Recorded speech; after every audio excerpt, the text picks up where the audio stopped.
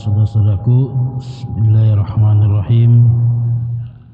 Assalamualaikum warahmatullahi wabarakatuh. Alhamdulillah, salawatullahi wassalamu ala rasulillah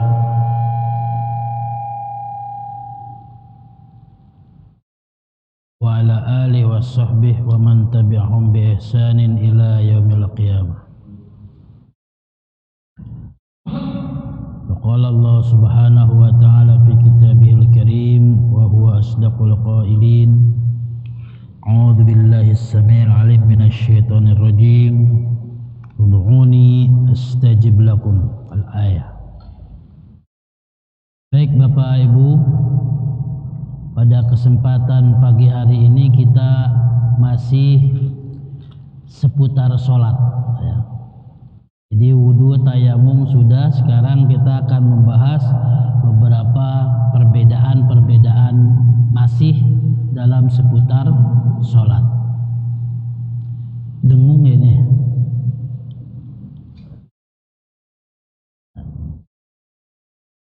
Nah, di antara yang jadi masalah Bapak Ibu adalah apakah boleh kita berdoa ketika sholat, jadi saat sholat dengan doa sendiri, maksudnya doa yang bukan berasal dari Al-Quran dan As-Sunnah, dengan doa yang tidak ada di Quran ya, dan juga tidak ada di dalam Al-Hadis. Boleh enggak?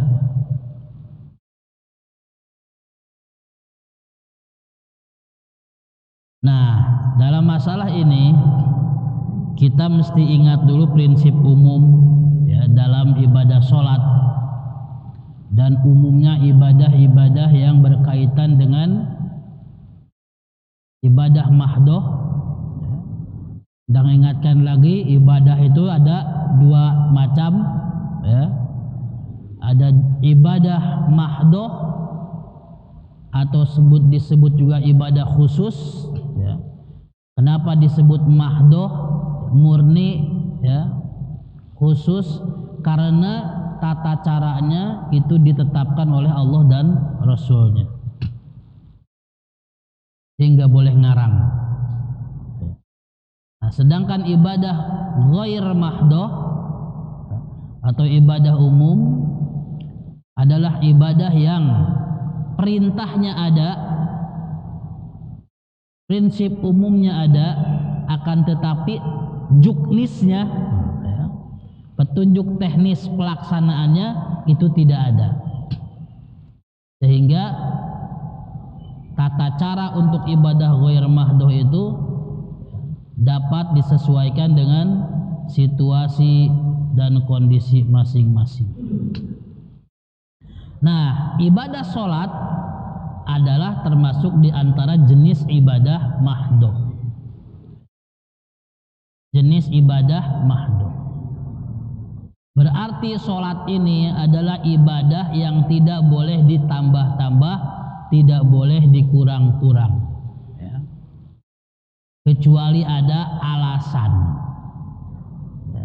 Alasan yang diizinkan oleh syariat.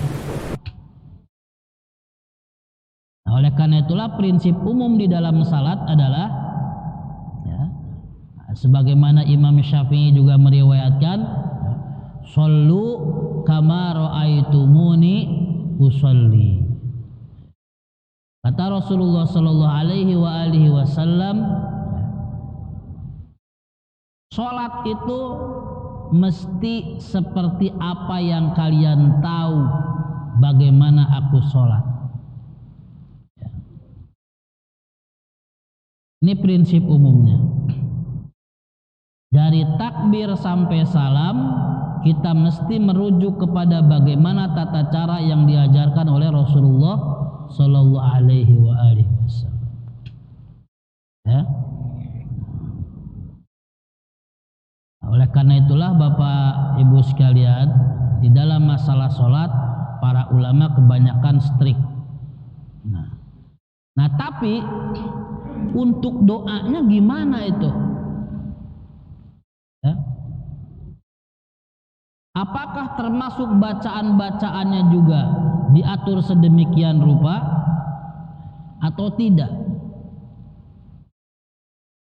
Doa-doanya apakah harus selalu berasal dari Al-Quran dan Al-Hadis atau tidak? Kalau gerakannya sepakat. Nah, kalau tidak ada uzur, tidak boleh kita melakukan gerakan-gerakan di luar gerakan sholat, kecuali ada keperluan, ada uzur. Misal Bapak harus melangkah karena ada sop yang kosong di depan atau di pinggir, ya, boleh. Ya. Bolehnya berapa langkah? Berapa langkah saja boleh. Ya. Langkah yang diperlukan berapa untuk menutup sop itu? Tidak masalah. Kalau memang itu diperlukan. Ya. Bahkan kalau terpaksa betul, ya, beberapa gerakan juga yang banyak itu diperkenankan selama itu dibutuhkan. Seperti apa, Pak? Seperti ketika pada masa Umar bin Khattab, Umar bin Khattab itu ditikam oleh Abu Lu'lu', orang Persia. Ya. Nah, ketika Umar ditikam sampai berdarah, Pak, ya, itu Umar terus melaksanakan sholatnya. Ya. Yang di belakang makmumnya gimana? Menangkap penikam itu, Abu Lu'lu' itu, ditangkap, ya, kemudian diikat dulu di tiang masjid, kemudian melanjutkan lagi sholatnya tanpa mengulangi rakaatnya. Jadi sebanyak apapun gerakan itu, kalau memang dibutuhkan, ya, itu boleh saja. Nah, yang jadi dipermasalahkan itu adalah kalau orang melakukan gerakan-gerakan, ya, di dalam beberapa literatur, ya, para ulama menyebutkan misalnya lebih dari 3 kali gerakan itu bisa membatalkan sholat atau paling tidak bisa mengurangi pahala sholatnya. Ya. Tapi kalau gerakan itu diperlukan betul, maka itu dibolehkan. Ya. Jadi kalau ada izinnya nggak apa-apa. Bahkan kata Nabi kan gimana? Kalau misalnya kita sholat ada ular, ularnya boleh dibunuh dulu, Pak. Ya. Sholatnya dilanjutkan tanpa harus dibatalkan. Ada ular, ada kalajengking, pokoknya hewan-hewan yang berbahaya. Ya. Itu kan memerlukan beberapa gerakan, ya. Tetapi memang itu diizinkan oleh syariat. Nah, oleh karena itulah, Bapak Ibu sekalian, ya, dalam sholat ini kalau memang ada izin dari syariat, pembuat syariat, ya, itu diperkenankan.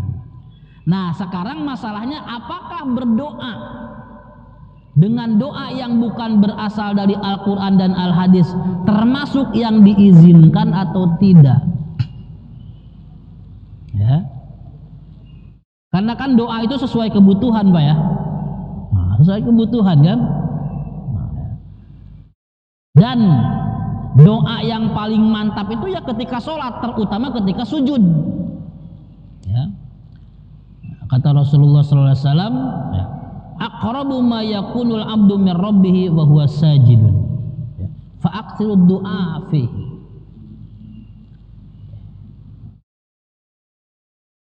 Posisi yang paling dekat, ya, antara hamba dengan Allah Subhanahu wa ta'ala, ya, itu tatkala hamba itu dalam keadaan sujud. Nah, karena lagi dekat-dekatnya dengan Allah Subhanahu wa ta'ala, faksiru du'a fihi, perbanyaklah doa pada saat itu. Ya. Ini perintahkan memperbanyak doa ketika sujud. Terutama, nah, yang perlu diperhatikan adalah pada saat pada saat sholat sendirian ya. Kalau lagi berjamaah nggak boleh Pak doa semau-maunya ya. Imam juga nggak boleh ya semau-maunya. Nanti makmumnya nggak ngerti ini lagi doa apaan ya. Ya. Apalagi kalau jadi makmum, imam sudah pindah ke gerakan yang lainnya, makmumnya asik berdoa, itu putus pahala jamaahnya. Tidak boleh ya. Jadi kalau imam sudah bergerak ke gerakan yang lain, makmum wajib selesai tidak selesai bacaannya selesaikan ya. Termasuk Al-Fatihah kalau lagi sholat zuhur asar Pak ya, sholat yang sir, kita baru bismillah alhamdulillah, imam sudah ruku, ikut ruku ya. Ikut ruku. Itulah fungsi imam. Innama ju'ilal imamu liyu'tamma bih. Kalau kita menyelesaikan bacaan dulu ya, ketinggalan sampai satu gerakan dari sholat itu, maka putus jamaahnya ya. Dia dianggap sholat sendirian ya. Nah begitu. Itu kalau dalam gerakan seperti itu. Bagaimana mengenai bacaan ini? Nah, ada dua mazhab utama Pak ya. Nah, saya masukin Ja'fari karena saya mau akan ulas sedikit. Ya, Ja'fari ini ya Syiah Pak ya. Tapi saya akan ulas karena ada keanehan sedikit. Nah, kenapa Hanafi dan Ja'fari ini banyak mirip Pak? Ja'fari ini cucu Rasulullah SAW, Imam Ja'far As-Shadiq.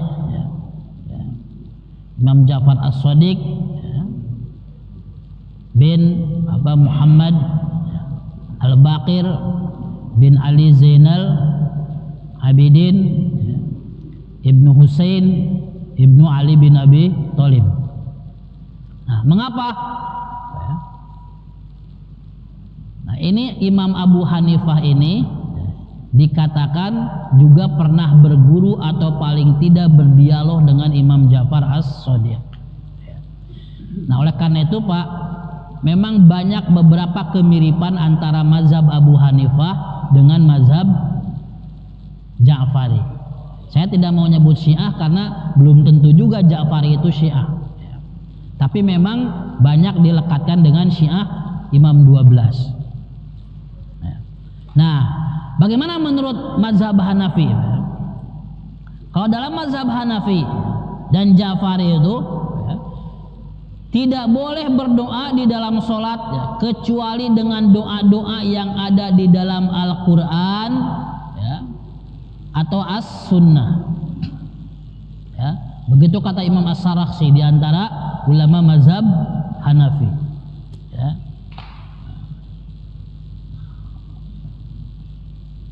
Kalau Nabi sallallahu alaihi wasallam ya, inna hadhihi shalah ya, salat ini ya, gimana itu?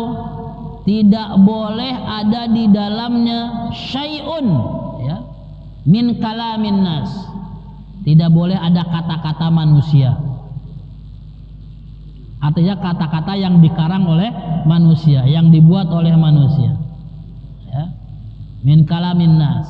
Innama huwa at-tasbihu wa takbir wa qiraatul Quran. Salat itu adalah isinya tasbih, takbir dan membaca Al-Quran. Nah, sehingga menurut mazhab Imam ya, Abu Hanifah tidak diperkenankan membaca doa-doa yang tidak terdapat di dalam Al-Quran dan As-Sunnah paling tidak. Nah, kenapa saya sertakan di sini Ja'fari Pak? Ini aneh. Dalam mazhab Imam 12 ya, Ja'fari ya, Syiah Imam 12 itu kan begini pendapat utamanya itu. Tapi dalam prakteknya Pak, di Syiah itu justru banyak bacaan-bacaan yang panjang-panjang yang entah dari mana ya. Tapi setelah saya telusuri ternyata bagaimana? Ternyata memang ada perbedaan pemaknaan hadis ya. Kalau kita memaknai hadis itu adalah masnida ila Nabi sallallahu alaihi wasallam. Ya. Segala sesuatu yang berasal dari Rasulullah itu hadis. Baik perkataan, perbuatan atau persetujuan. Ya. Nah, tapi kalau dalam mazhab Syiah, ini bedanya nih, ya, supaya Bapak dapat paham. Ya. Di dalam mazhab Syiah itu hadis bukan cuma yang bersumber dari Rasulullah, tapi segala sesuatu yang bersumber dari para imam mereka itu juga disebut hadis ternyata. Sehingga doanya panjang-panjang tuh Pak. Apalagi di dalam mazhab Syiah itu Syiah 12 tuh Pak ya, itu kan setiap 2 rakaat kunut, doa kunut. Nah jadi kunutnya itu bukan di subuh saja, setiap di rakaat setelah di rakaat kedua itu pasti kunut. Jadi misalnya kalau sholat zuhur itu kunutnya bisa 2 kali, sholat asar, sholat isya, setiap kali 2 rakaat untuk kunut, dan doanya itu panjang-panjang. Ya. Dan ternyata memang ya, di dalam gerakan-gerakan yang lain juga demikian. Nah ternyata apa? Ternyata hadis dalam pengertian mereka bukan hanya yang berasal dari Rasulullah SAW, tapi juga berasal dari imam-imam mereka. Karena ingat Pak ya, orang Syiah itu meyakini kemaksuman, ya, orang yang terpelihara dari dosa itu bukan cuma Rasulullah, tapi juga termasuk imam yang 12. Nah ini bedanya kita dengan mereka.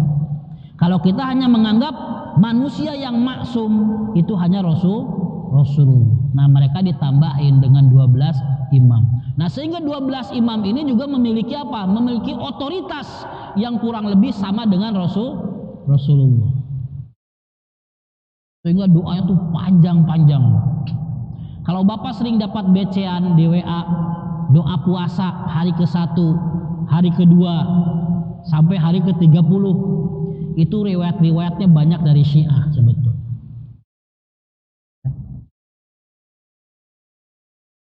Dari Syiah, terutama dari Imam Syiah yang keempat, Ali Zainal Abidin. Di doa puasa hari pertama ini, doa puasa hari kedua ini, nah itu dari Syiah Pak kebanyakan, karena nggak ada ya dari Ahlus Sunnah itu yang meriwayatkan hal demikian. Nah gitu Pak ya. Nah ini mazhab Hanafi. Nah sedangkan mayoritas ulama di kalangan mazhab Sunni itu menyatakan bagaimana? Ya, mazhab Malik, ya, mazhab Syafi'i dan mazhab Hambali, ya, itu boleh berdoa dengan doa buatan sendiri yang disukainya. Jadi kita Pak boleh berdoa dengan doa sendiri. Misalnya Bapak lagi pengen cepat bayar hutang, ya dong ngomong aja, ya Allah semoga aku bisa membayar hutang, berikanlah kemampuan kepadaku untuk dapat membayar hutang, misalnya begitu. Bahkan dengan bahasa sendiri. Cuma mungkin jangan kenceng-kenceng kali Pak ya doanya, nanti kedengaran sama sebelahnya. Cukup doanya pelan-pelan atau di dalam hati saja. Nah jadi menurut mayoritas ulama boleh berdoa dengan doa sendiri. Anak lagi mau ujian, mau kenaikan kelas, mau kelulusan, berdoa, ya Allah, ya, semoga anakku lulus. Ya Allah semoga anakku berhasil ya, dalam ujiannya, dan seterusnya, memakai doa-doa yang dibutuhkan ya. Walaupun di dalam sholat. Kapan itu? Baiknya memang ketika saat sujud. Sujud yang keberapa? Yang keberapa saja. Boleh setiap kali sujud. Jadi ada kekeliruan katanya di sujud terakhir. Itu mungkin alternatif saja Pak. Tidak harus sujud terakhir. Di setiap sujud kita diperintahkan untuk banyak berdoa. Ya.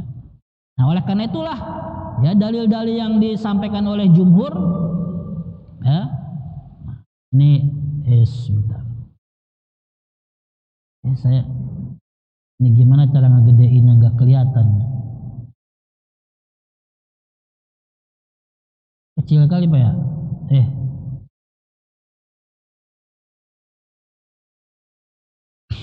Gimana Pak gedeinnya?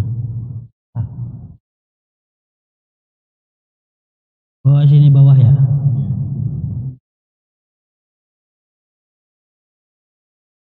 Nah bolehlah di situ sajalah. Nah.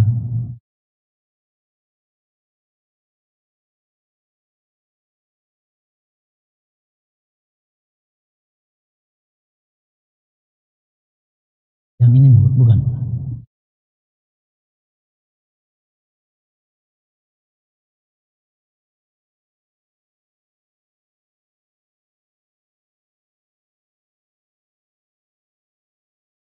Oh, malah nggak kelihatan di sananya ya?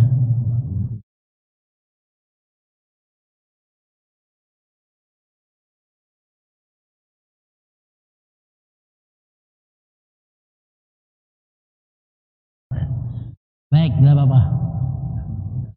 Ya. Nah, di antara dalil yang diberikan oleh ya, jumhur ulama ya, adalah hadis yang tadi, ya, yang riwayat Imam Muslim, ya, aqrabu ma yakunul abdu min rabbih, ya, wa huwa sajidun. Jadi posisi yang paling dekat seorang hamba dengan Tuhannya adalah pada saat sujud. Fa'aktsirud du'a fihi, maka perbanyaklah doa di dalamnya. Nah, di dalam hadis ini bagaimana itu? Tidak dijelaskan doanya apa. Ya. Oleh karena itu diambil dari keumuman lafaznya, berarti berdoa dengan doa apa saja yang dibutuhkan itu diperkenankan untuk dihaturkan kepada Allah Subhanahu wa taala.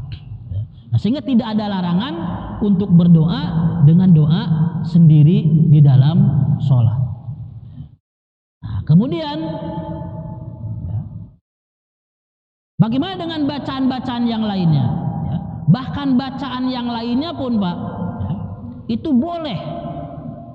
Ada riwayat seorang sahabat ya, membaca doa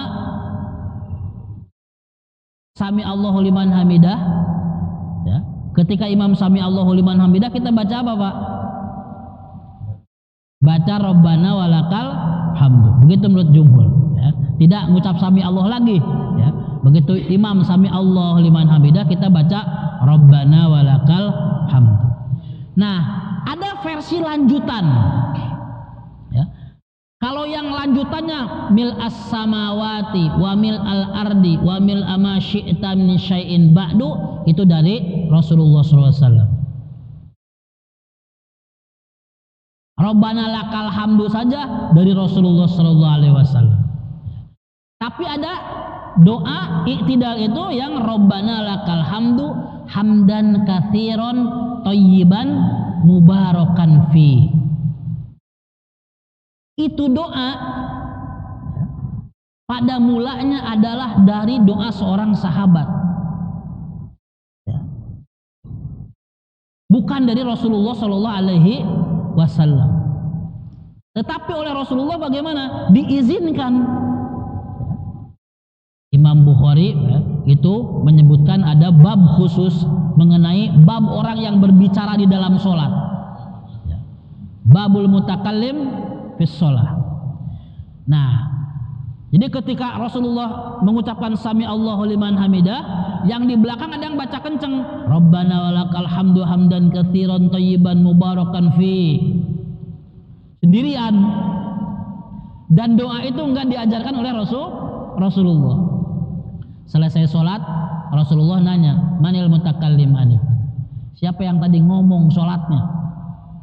Ngomong dengan doa tadi, ngomong dengan lafaz zikir tadi, Rabbana lakal hamdu hamdan katsiran thayyiban mubarakan fi. Saya ya Rasulullah, kata seorang sahabat. Terus bagaimana? Kata Rasulullah, bukan apa-apa. Mungkin tadinya takut dimarahin kali ya. bukan apa-apa. Ketika engkau mengucapkan doa itu, aku melihat ya, 70 lebih malaikat ya, berlomba-lomba untuk menuliskan pahala buat dirimu. Gitu Pak. Para ulama sebagian menyimpulkan, lah ini ada seorang sahabat yang berdoa melafazkan lafaz-lafaz zikir di dalam sholat yang tidak diajarkan oleh Rasulullah SAW, tapi dibenarkan oleh Rasulullah SAW, ditakrir, disetujui. Nah, sehingga apa kesimpulannya? Ya. Imam Asy-Syaukani Pak, di dalam Nailul Awtar. Nah, perlu diketahui juga Imam Asy-Syaukani ini menurut informasi dari para ulama, Imam Asy-Syaukani ini juga sebetulnya Syiah, tapi Syiahnya Syiah Zaidiyah. Syiah Zaidiyah itu Pak, kelompok Syiah yang paling dekat dengan Ahlus Sunnah. Mengapa demikian? Karena Syiah Zaidiyah itu mengakui kekhalifahan Abu Bakar dan Umar serta Utsman bin Affan. Dan juga Syiah Zaidiyah itu memakai riwayat-riwayat hadis dari hadis-hadis kalangan Ahlus Sunnah. Nah, namanya Syiah Zaidiyah. Nanti mungkin dalam satu kesempatan saya akan bahas tentang Syiah ini secara lebih luas. Nah, ini kan Syiah. Tadi kan Syiah katanya gimana? Tidak boleh. Tapi menurut Syiah yang ini, hadis-hadis di atas kata beliau dengan jelas membenarkan doa buatan sendiri di dalam sholat. Jadi Pak, di kalangan Syiah pun Syiah itu tidak seragam. Sama dengan di kita Ahlus Sunnah. Ahlus Sunnah pun pendapatnya tidak seragam dalam banyak hal. Ya. Mengapa demikian kata beliau boleh dengan doa buatan sendiri? Karena Nabi SAW tidak menentukan doa tertentu. Ya. Jadi ketika Nabi menyebutkan perbanyaklah doa ketika engkau sujud, itu tidak menentukan jenis doanya, jenis doa apa, yang mana. Nah, ya. Oleh karena itu kata beliau tidak heran jika para sahabat seringkali berdoa dengan doa yang tidak mereka terima dari Rasulullah Sallallahu Alaihi Wasallam, dengan doa yang bukan dari Rasulullah, dengan doa buatan mereka sendiri. Dan beliau pun tidak mengingkarinya. Artinya apa? Rasulullah pun tidak menyalahkan para sahabat yang berdoa di dalam sholat dengan doanya masing-masing. Ya. Karena seandainya tidak boleh, pasti Rasulullah sudah melarangnya. Gitu Pak. Tambahan pula, nah ini tambahan argumentasinya. Hadis-hadis yang mengkhususkan keumuman dalil mazhab Hanafi yang menyatakan bahwa sholat itu adalah ya hanyalah tasbih, takbir dan qiraatul Quran, ya, bukan perkataan manusia, itu hadis kata Imam Asy-Syaukani, ya, pengharaman berbicara atau berdoa dengan doa sendiri itu di dalam sholat itu terjadi ketika di Makkah. Sedangkan pembolehan membaca doa-doa sendiri di dalam sholat itu hadis-hadisnya berada di Madinah. Artinya apa? Pembolehan itu lebih belakangan datangnya. Dengan demikian bisa menganulir atau paling tidak bisa mentahsis dalil yang tadinya mengharamkan. Ada istilah nasih mansuh. Nasih mansuh itu ya, dalil yang paling belakangan mengganti ya, dalil yang datang duluan, atau aturan lama diganti dengan aturan yang baru, gitu. Nah, ini tambahan argumentasi dari Imam Asy-Syaukani. Ya. Nah, jadi dengan demikian, Bapak sekalian, ya, kesimpulannya menurut pendapat jumhur ulama, boleh seseorang berdoa dengan doa buatan sendiri. Bahkan menurut Imam Ahmad, ya, menurut Imam Ahmad nih, boleh dengan bahasa masing-masing. Boleh dengan bahasa masing-masing. Kalau Imam Syafi'i dan Imam Malik katanya nggak boleh, harus bahasa Arab. Nah, tapi kan kita bukan orang Arab, ya. Kita juga kebanyakan tidak bisa bahasa Arab. Nah, ya. Boleh dengan bahasa masing-masing. Nah, jalan tengahnya gimana? Berdoanya cukup di dalam hati. Tidak usah diucapkan, apalagi kedengaran sama yang sebelah. Ketahuan rahasia kita apa jadinya. Nah, ya. Saya dulu Pak ketika belum tahu sempat menyalahkan nenek saya, Pak. Nenek buyut, Pak, ya. Jadi ibunya nenek saya. Nah, itu saya masih ketemu, Pak, ya. Itu beliau kalau berdoa ketika sujud itu doanya panjang sekali, ya. Dan saya deketin ternyata pakai bahasa Sunda, Pak. Ya kan orang Sunda nenek saya itu. Pakai bahasa Sunda doanya. Setelah itu gimana? Saya bilang ya, nggak boleh doa pakai bahasa Sunda. Waktu itu saya masih kecil. Guru saya juga rupa-rupanya mungkin menganut mazhab Hanafi, nggak boleh katanya, harus pakai yang dari Al-Quran dan As-Sunnah. Nah ternyata pendapat mayoritas justru membolehkan berdoa dengan doa buatan sendiri, dengan doa masing-masing. Gitu Pak, ya. Nah, jadi ketika doa sholat sunnah, sholat tahajud, apalagi sholat hajat, silahkan berdoa dengan doa sesuai kebutuhan masing-masing. Mengadulah kepada Allah Subhanahu wa Ta'ala. Pakai bahasa sendiri karena Allah Maha mengerti, Maha mengetahui dan Maha bijaksana. Jadi tidak apa-apa menurut mayoritas ulama, ya, berdoa dengan doa buatan sendiri. Nah, oleh karena itu Pak, nah ini saya ingin agak memperluas bahasannya. Ya. Karena tadi kan ibadah sholat itu gimana? Ibadah mahdoh yang nggak boleh ditambah-tambah. Gimana kalau ada tambahan-tambahan lafaz di dalam sholat itu? Ya. Contohnya saja Pak. Nah, ini mengapa ada perbedaan pendapat maksud saya? Ya. Contohnya mengucapkan lafaz sayyidina di dalam tahiyat, sholawat Pak, ya. Itu kan kalau di dalam hadis Pak, lafaz sayyidina itu nggak ada. Tidak ada satupun hadis, ya, dari Rasulullah Shallallahu Alaihi Wasallam sepanjang pengetahuan saya, ya, di dalam kutubus sittah, kutubus tis'ah, ya, itu tidak terdapat lafaz sholawat yang pakai sayyidina. Misalnya setelah syahadat, asyhadu an la ilaha illallah wahdahu la syarikalah wa asyhadu anna muhammadan abduhu wa rasuluh, Allahumma sholli ala sayyidina Muhammad. Kata sayyidina itu enggak ada di dalam hadisnya.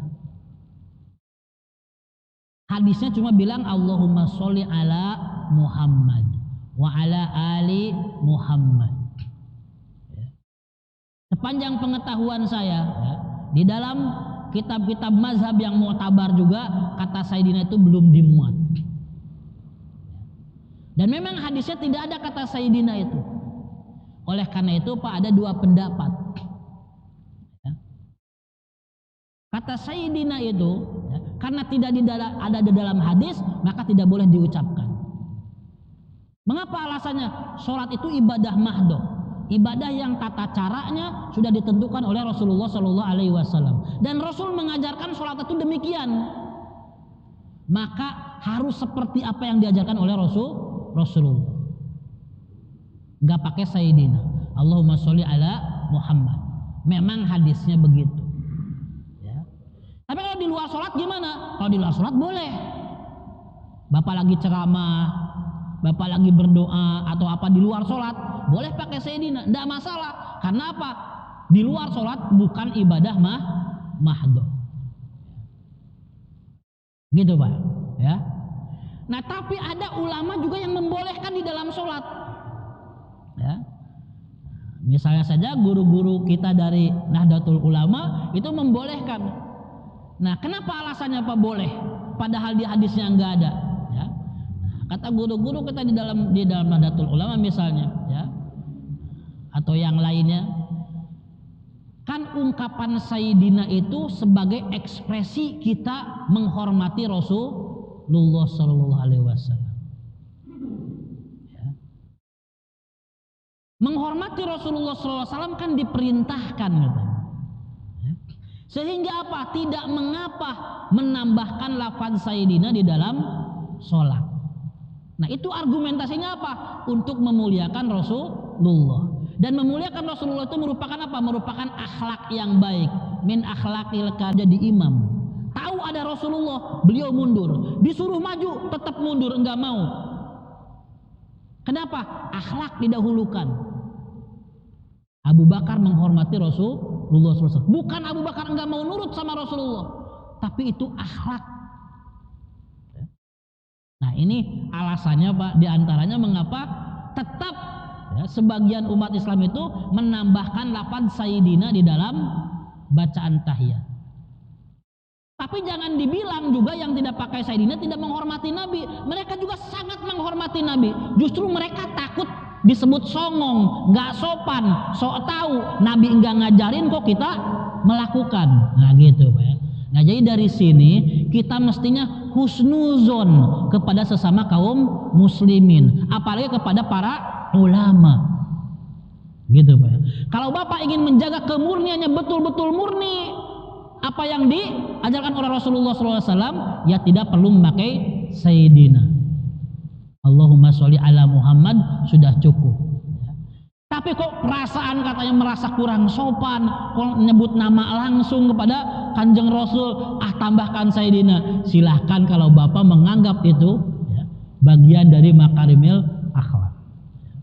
Nah, tetapi yang paling menjaga kemurnian adalah yang tidak memakai lafaz Sayyidina. Itu juga sudah cukup. Dan itulah yang diajarkan oleh Rasulullah SAW dalam semua kitab hadis. Demikian lafaz sholawat itu, tidak ada lafaz Sayyidina. Nah dalam perdebatan ini kadang-kadang suka berlebihan Pak menanggapinya. Yang memakai Sayyidina dianggap bid'ah, yang tidak memakai Sayyidina dianggap songong. Nah itu dua-duanya anggapan itu nggak benar. Yang tidak memakai Sayyidina ingin menjaga kemurnian apa yang diajarkan oleh Rasulullah SAW. Menganggap apa yang diajarkan oleh Rasulullah adalah yang terbaik dari ajaran siapapun. Kan begitu ya. Yang memakai Sayyidina dia ingin ya, hormat, respect ya, mengagungkan Rasulullah Shallallahu Alaihi Wasallam. Jadi sebetulnya dua-duanya maksudnya sangat baik. Nah mana yang lebih selamat silahkan Bapak pikirkan ya. Tidak pakai pun sudah sesuai dengan sunnah Rasulullah Shallallahu Alaihi Wasallam. Nah, gitu Pak ya. Jadi sehingga nanti perdebatan-perdebatan ya semacam ini mesti kita melihat betul ya apa namanya alasannya. Ya. Jangan sampai ya, kepada sesama kaum muslimin, apalagi kepada sesama ulama, kepada para ulama kita mempunyai apa namanya dugaan-dugaan yang tidak pantas dilontarkan atau disematkan kepada mereka. Nah sehingga dalam hal ini kita wajib mengetahui apa sebab-sebab ikhtilaf itu sehingga perbedaan-perbedaan pendapat tidak menyebabkan kita berpecah belah. Apa kuncinya? Husnuzon. Husnuzon kepada sesama kaum muslimin itu kunci kita bisa menjaga persatuan dan kesatuan umat Islam.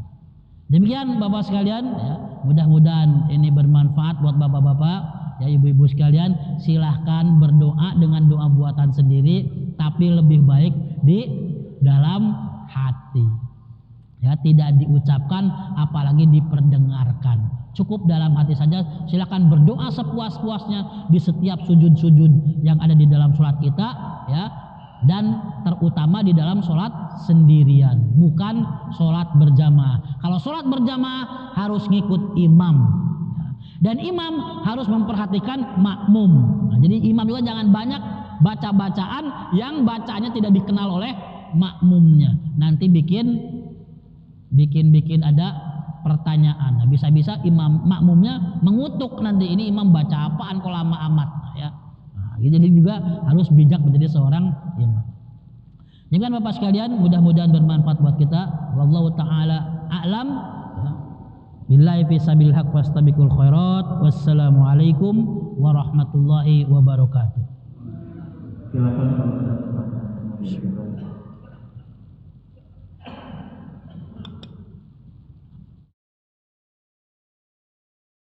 Silakan Pak.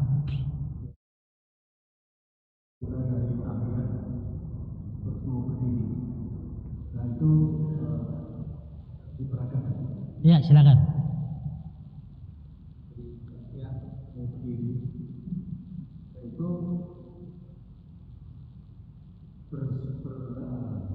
Menyebutkan Allah Akbar itu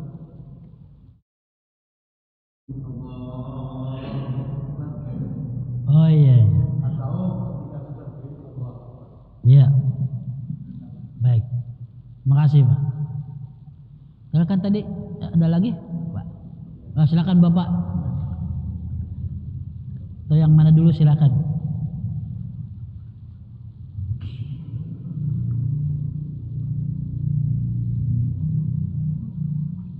Assalamualaikum warahmatullahi wabarakatuh. Waalaikumsalam warahmatullahi Yang mau saya tanyakan Ustaz, kalau saya sholat di musola atau masjid, dia memakai sujud imamnya, sedangkan kita tidak memakai sujud tapi tidak memakai jadi saja itu hukumnya bagaimana Pak Ustaz? Terus yang kedua, pada saat ruku kita tidak itu kita tidak mengangkat tangan Ah, kita, iya. itu gimana sunahnya? Terus pada saat saya terakhir kalau saya lihat di Arab Saudi kan kebanyakan mereka duduknya tidak miring, duduknya akhir-akhirnya duduknya seperti Oh, iya. jadi hukumnya bagaimana? Jadi ada berbeda pendapat dengan ulama, jadi kita dengan gimana? Terima Baik. kasih Ustaz. Silakan Bapak sini.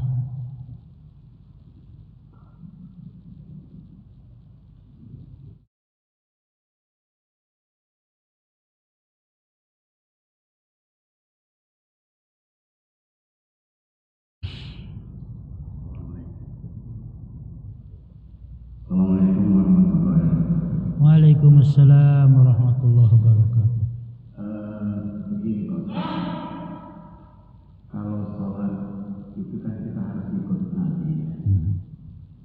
Tapi saya melihat bahwa rakaat yang sholat fardu di Masjidil Haram dan tempat kita tidak berbeda. Nah, Kira-kira kita harus ikut yang mana? iya. Rasulullah yang mana? Jumlah rakaatnya. Yang kedua, mohon maaf ya, sedikit menyimpang. Kemarin kami dapat WA dari grup sebelah mengenai vaksin. Oh, vaksin. Itu Pak Ustadz Kuat itu menyampaikan kalau umpamanya tidak diadakan di Mesir atau di Arab Saudi, salah satunya amat kali menolak adalah dia. Kira-kira bagaimana Pak? Makasih. Assalamualaikum warahmatullahi wabarakatuh. Salam. Tidak, satu lagi Bapak.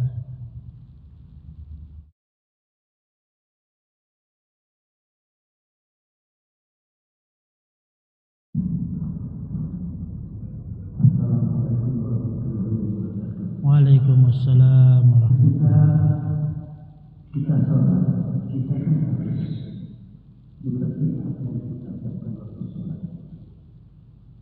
Nah, untuk orang-orang yang sudah sangat tua seperti saya, itu kadang-kadang ada yang lupa, terutama pada waktu Rabbi Fidri kami baca surga 8 perintah itu. Kalau di luar sholat kita ngerti satu-satu itu artinya apa? Pada waktu kita bermakmum, kemudian imamnya itu sangat tepat Iya. gerakannya. Kadang-kadang baca itu apa? Lupa. Iya. Itu bagaimana? Kadang-kadang ketika kita sudah sujud baru ingat, oh iya, majbur itu ini Iya. bisa dimaklumi atau tidak. Baik.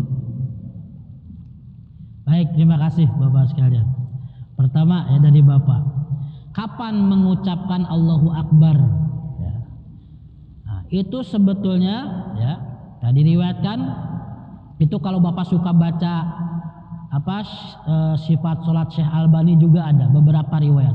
Jadi mengucapkan Allahu Akbar itu boleh sebelumnya, boleh pada saat mengangkat tangannya, boleh pada saat setelah mengangkat tangannya.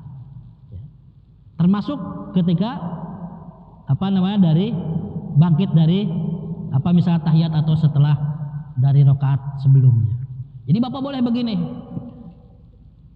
Allahu Akbar. Boleh? Allahu Akbar.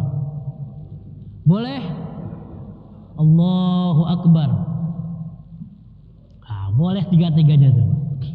Jadi termasuk yang tadi Bapak tadi. Boleh misalnya ya, begitu perubahan gerakan Allahu Akbar baru kemudian berdiri.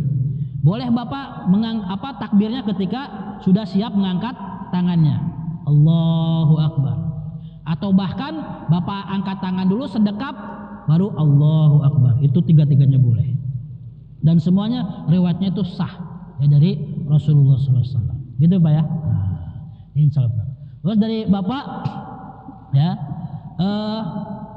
mengenai yang pertanyaan ketiga dulu, yang duduk. Duduk setelah salam itu bebas. Karena yang diatur adalah dari takbir sampai salam. Ya. As-sholatu ya, muftatahatun bit takbiri wa muhtatamatun bit taslimi.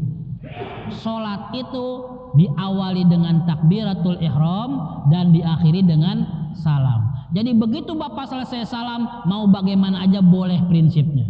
Bapak mau balik langsung juga boleh. Mau duduknya seperti apa? Boleh, silahkan. Memang ada petunjuk ya. Rasulullah SAW itu kalau sudah salam ya, terutama mau menghadap ke makmum ya, itu yajlisu mutarabbian. Beliau duduk mutarabbi. Mutarabbi itu seperti tadi yang Bapak contohkan ya. Bukan bersila, tapi seperti duduk antara dua sujud, duduk iftirosh. Hanya saja kakinya, saya contohin dikit, disebut mutarabbi itu Pak ya, karena bertumpu 4 anggota badan, 2 paha dan 2 betis. Ini disebut mutarabbi ya. Karena bertumpu pada 4, paha 2 dan betis 2. Ini mutarabbi. Kalau begini bukan mutarabbi, kita bertumpu pada pantat kita. Nah belakangnya ya cukup begini saja ya. Ini mutarabbian ya.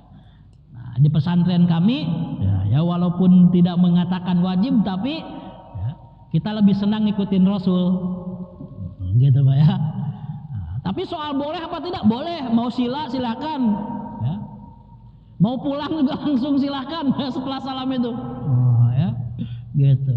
Nah, itu tidak diatur, bukan bagian dari ibadah sholatnya. Begitu salam Bapak sudah selesai, tidak ada aturan yang baku setelah itu ya, tidak ada aturan baku. Nah, ya jadi silahkan. Nah tetapi kalau Bapak mau pengen Rasul ada riwayatnya mutarabbian, itu lebih enak lah kita sesuai dengan Rasulullah SAW. Tapi itu bukan bagian dari sholatnya, gitu Pak ya. Nah, jadi sehingga bebas saja. Mana aja yang menurut kita nyaman, menurut Bapak nyaman, silahkan. Ya. Sehingga Syekh bin Baz ketika mau menyelesaikan masalah sujud itu, ketika kita mau sujud, lutut dulu apa tangan dulu, itu akhirnya apa? Kata Syekh bin Baz, mana aja lah yang menurut kalian nyaman katanya. Ya. Kalau nyaman lutut dulu ya lutut dulu, kalau nyaman tangan dulu ya tangan dulu. Gitu ya. Karena memang dua-duanya juga ada riwayatnya ya. Dua-duanya ada dari riwayatnya. Satu dari Wa'il bin Hujr, satu lagi dari Abu Hurairah ya. Boleh dua-duanya, mana aja yang nyaman. Itu dalam sholat loh Pak ya. Apalagi itu di luar sholat. Begitu sudah salam itu di luar sholat ya. Nggak diatur secara baku. Nah, jadi boleh Pak ya, silahkan ya. Nah, tapi kami Pak ya, itu jurusnya seperti yang tadi Bapak contohkan, mutarabbi'an. Ya. Karena apa? Itu ada seorang dokter yang juga suka ngasih pengajian, orang Surabaya Pak Pur. Saya lupa namanya, dokter apa ya itu. Terkenal itu banyak ininya. Nah beliau menyebutkan manfaat duduk mutarobian itu, yang tadi itu. Itu beliau nyebutnya duduk pemanasan atau gimana tuh, pembakaran apa katanya. Itu bagus untuk apa? Membakar lemak katanya ya, untuk kesehatan, duduk yang seperti tadi itu. Duduk yang bertumpu dengan paha dan betis itu. Bahkan kata beliau, kalau sudah terbiasa duduk itulah yang dianjurkan katanya, yang bagus. Lagi nonton TV, lagi ngapain duduk, duduk kayak bapak begini ini bagus. Itu sehat. Ya, sehat. Memang awal-awal Pak kalau nggak terbiasa itu pegel, kesemutan. Ya, itu ya awalnya. Tapi ntar sudah biasa enak Pak. Nah santri kami memilih duduk seperti ini. Juga ini mengurangi ngantuk Pak ya. Mengurangi ngantuk. Apalagi lagi sholat subuh, itu para mudabir, para pembina santri senior itu keliling. Julus mutarobian gitu. Duduk kayak gitu. Supaya apa? Supaya nggak ngantuk. Karena kalau duduknya sila itu mancing ngantuk gitu Pak. Kalau Bapak duduk sila itu kan enak tuh begini tuh. Nah kalau mutarobian kayak gini itu akan mengurangi. Kenapa? Agak panas kan itu. Itu ada pembakaran katanya. Nah, saya lupa itu, coba Bapak searching itu ya. Bukunya udah tersebar, saya lupa namanya. Ya. Nah, itu seorang dokter yang menerangkan tentang apa? Manfaat gerakan sholat dari sudut kesehatan. Nah, duduk yang direkomendasikan ada duduk seperti ini. Ya, mutarobian. Jadi bukan hanya waktu sholat, ya, di luar sholat pun ini duduk yang direkomendasikan. Sehat katanya Pak. Ya. Baik Pak ya. Terus apa lagi Pak? Kunut. Nah, gimana imamnya kunut, kita enggak kunut? Begini. Kalau kita sampai enggak kunut, ya misalnya, itu tidak doa kunut, bagaimana itu? Ya, padahal imamnya kunut. Nah, dalam hal ini memang ada dua pendapat. Itu Ibnu Qudamah yang meriwayatkan dalam Al-Mughni itu Imam Ahmad mengatakan. Imam Ahmad ini imam yang mengajarkan tidak kunut subuh. Tapi kalau kamu ada di belakang imam yang kunut subuh, maka ikutlah. Ya, ikut. Karena sebetulnya yang jadi masalah dalam kunut subuh itu bukan doanya. Bukan soal kunut atau tidaknya, tapi yang diperdebatkan itu mendawamkannya. Apakah benar kunut subuh itu hanya kunut subuh yang disyariatkan atau tidak? Itu kan perdebatannya Pak. Ya. Sedangkan kunutnya sendiri, doanya sendiri itu gimana? Diperkenankan. Mengapa? Karena pada saat i'tidal itu adalah di antara saat-saat berdoa. Ya. Itu di antara saat-saat berdoa. Ya. Nah sehingga kata Ibnu Qudamah itu dalam riwayatnya itu, Imam Ahmad menyebutkan kalau kita berada di belakang imam yang kunut, kita ikut kunut. Masalahnya gimana? Apakah kita harus angkat tangan juga? Nah, itu gimana tuh Pak? Dalam mazhab Syafi'i pun angkat tangan itu juga sunnah. Ya. Boleh kunut itu nggak pakai angkat tangan, begini saja. Ya. Nah, sehingga kita cukup berdiri saja, makmumnya berdiri saja begini, ya, i'tidal. Itu sudah cukup, walaupun tidak mengangkat tangan. Ya. Nah, yang salah itu kalau dia sujud duluan. Nah, itu salah baru Pak. Ya. Kalau sujud duluan, imamnya belum sujud lagi doa kunut, dia sujud duluan, berarti dia memisahkan diri dari jamaah. Sudah rusak sholat jamaah. Nah, jadi ada dua gitu. Yang jelas apa? Nunggu imam selesai membaca doa kunut, yang jelas begitu. Soal dia ikut bacaan kunutnya imam atau tidak, itu lain masalah. Ya.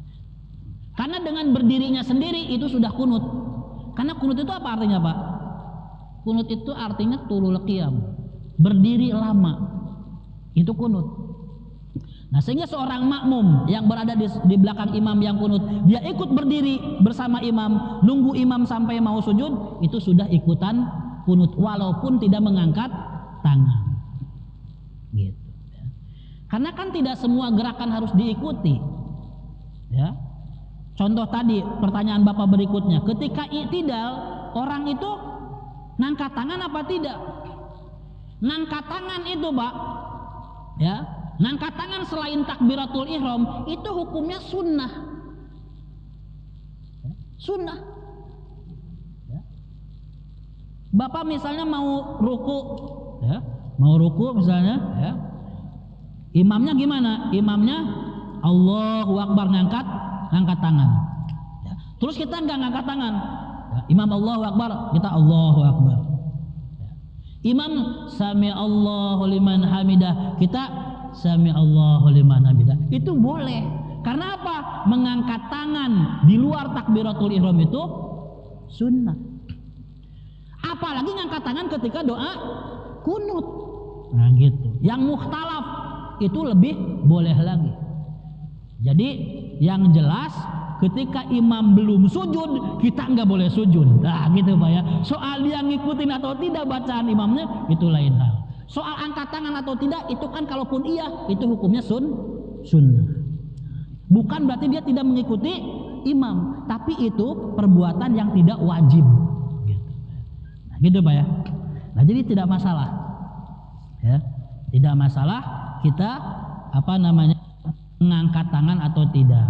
Nah, tetapi tentu saja, ya, sunnah itu kita mesti artikan sesuatu yang ya, kalau dikerjakan dapat pahala, kalau ditinggalkan kita rugi karena nggak dapat pahala. Jadi sedapat mungkin sesuai sunnah Rasulullah Shallallahu Alaihi Wasallam.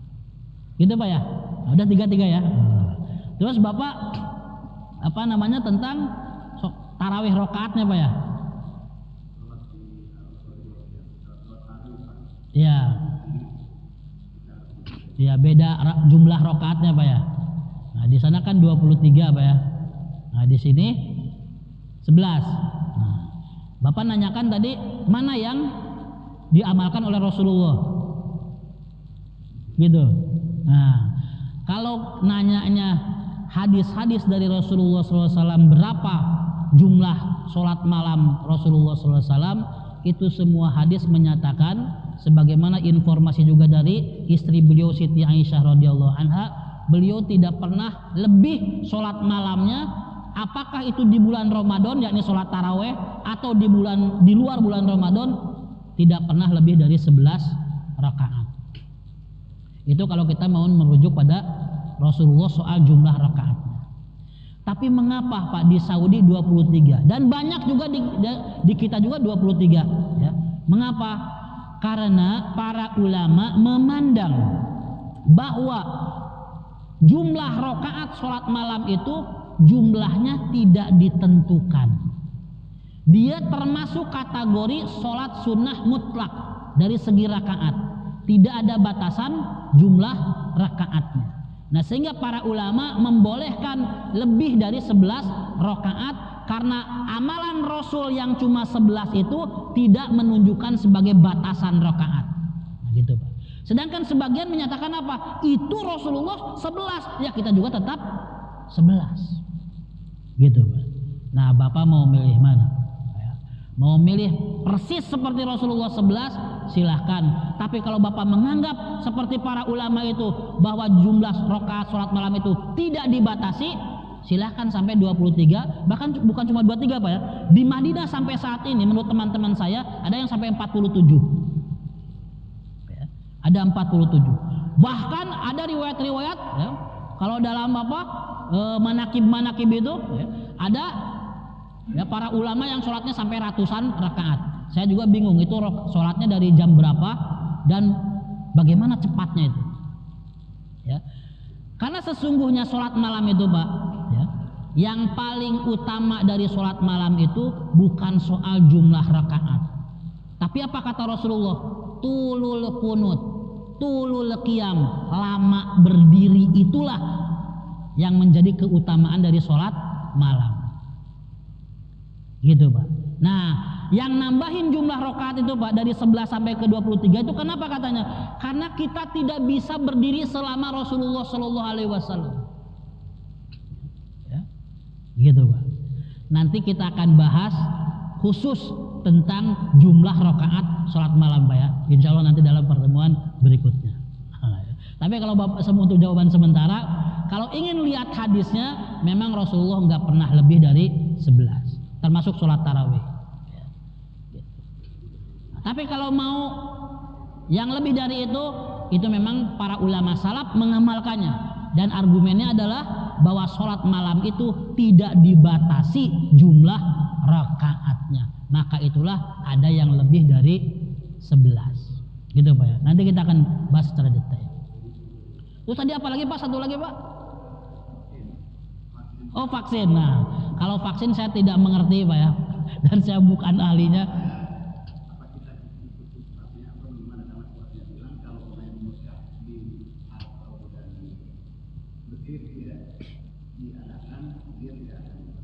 Yaitu menurut saya itu pendapat pribadi saja. Itu pendapat pribadi, itu Ustaz Somad. Yang ngomong Ustaz Somad. Iya, Abdul Somad kan? Nah, iya. Itu pendapat pribadi beliau. Ya kita hargai pendapat pribadinya. Ya. Beliau juga kan tidak mengatakan kalian harus ikut saya kan? Nah, tidak. Saya kira Ustaz Abdul Somad itu orangnya bijak. Ya. Beliau cukup alim, alhamdulillah. Ya kita punya Ustaz muda yang cukup alim, dan beliau santun. Beliau juga tidak gampang menyalahkan orang lain. Ya. Nah sehingga ya kalau Bapak misalnya mau ikut Ustaz Abdul Somad karena senang dengan fatwa-fatwanya, silahkan. Tapi tidak ada kewajiban kita untuk mengikuti beliau. Beliau bisa keliru. Ya. Apalagi ini urusan vaksin. Vaksin itu yang mengerti adalah ahli kesehatan. Ya. Bukan ustadz biasa. Ustadz yang plus. Ustadz plus mengerti tentang kesehatan. Nah, tentu soal hukumnya, ya, kenapa harus ke Saudi dan ke Mesir? Apakah di sana lebih mengerti soal hukum? Kan tidak juga. Apalagi ini urusan vaksin. Nah, saya kira Pak itu merupakan pendapat beliau sendiri. Tidak ada kewajiban untuk mengikuti pendapat seorang ustadz. Kecuali misalnya gimana Pak? Seluruh ulama sudah sepakat tidak boleh divaksin, kita nggak usah. Kalau ulama sepakat, karena itu ijma. Ya. Seluruh ulama bilang gimana? Vaksin? Ya vaksin. Ya.